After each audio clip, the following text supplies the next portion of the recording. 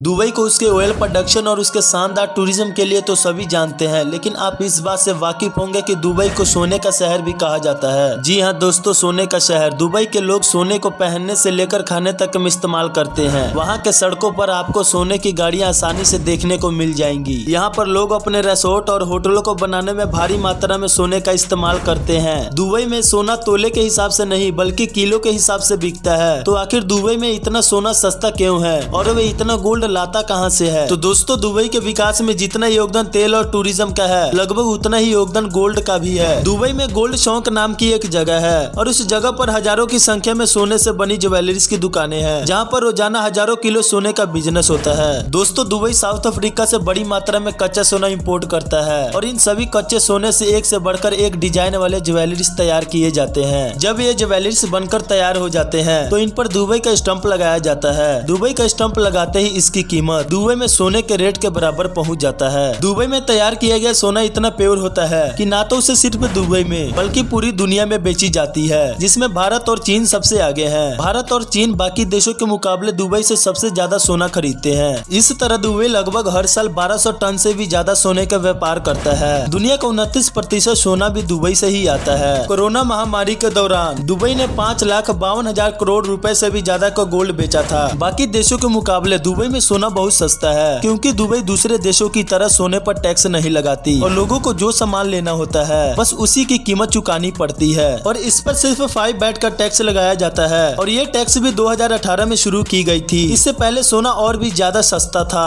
अगर भारत की बात की जाए तो यहाँ सोने पर वैट, जीएसटी, एक्साइज ड्यूटी जैसे टैक्स लगाए जाते हैं, जिससे कि उसकी कीमत बहुत ज्यादा बढ़ जाती है और लोगों के लिए गोल्ड महंगा हो जाता है। दुनिया भर में सोने की शुद्धता और गुणवत्ता के मामले में दुबई नंबर 1 पर है। वहाँ पर जितने भी लोग गोल्ड बेचते हैं वे सभी पहले सरकार द्वारा उसकी शुद्धता को चेक की जाती है, उसके बाद ही उसे बेचने के लिए अनुमति दी जाती है। इसके अलावा सोना बेचने वाले हर व्यक्ति को अपने ज्वेलरीज पर हॉलमार्क लगाना पड़ता है। यही हॉलमार्क से पता चलता है कि सोना कितने कैरेट का है। लेकिन अगर कोई वहाँ पर मिलावटी सोना या फिर बिना हॉलमार्क के सोना बेचता पकड़ा गया तो उसे 2 करोड़ रुपए का जुर्माना लगाया जाता है और साथ में 2 साल जेल में बिताने पड़ते हैं। अब दोस्तों, आपको तो पता ही है कि दुबई में कानून कितने सख्त हैं, जिसके डर से वहाँ पर कोई भी नकली सोना बेचने के बारे में बिल्कुल भी नहीं सोचता। भारत के लोग दुबई से सोना खरीदने में काफी दिलचस्पी रखते हैं। ऐसा इसलिए भी है क्योंकि भारत के हर शादी विवाह में गोल्ड बहुत मायने रखता है। अगर आप भी दुबई में जाकर सोने से बने ज्वेलरीज लेकर आना चाहते हैं तो आपको यह पता होना चाहिए कि दुबई से सोना लाने की भी एक सीमा है और आपको कुछ चार्जेस भी देने पड़ती हैं। दरअसल अगर आप दुबई में 1 साल पहले से रह रहे हैं और आपको गोल्ड भारत लाना है तो अगर आप पुरुष हैं तो अपने साथ 20 ग्राम सोना भारत लेकर आ सकते हैं, पर इसकी कीमत 50,000 रुपए से ज्यादा नहीं होनी चाहिए। और अगर आप महिला हैं तो 40 ग्राम सोना भारत लेकर जा सकती हैं, लेकिन इसकी कीमत 1 लाख से ज्यादा नहीं होनी चाहिए। और अगर आप दुबई से 1 किलो सोना लाना चाहते हैं तो इसके लिए आपको 2.5% स्पेसिफिक कस्टम ड्यूटी चुकानी पड़ती है। और अगर आप 1 किलो से ज्यादा सोना लाना चाहते हैं तो इसके लिए आपको और भी ज्यादा कस्टम ड्यूटी चुकानी पड़ेगी। दोस्तों, चाहे कुछ भी कह ले, दुबई की बात ही अलग है। आपको दुबई कैसे लगती है और आप अपने जिंदगी में कभी दुबई जाना चाहेंगे या नहीं, कमेंट सेक्शन में जरूर बताएं और इस वीडियो को लाइक करके चैनल को सब्सक्राइब कर लें।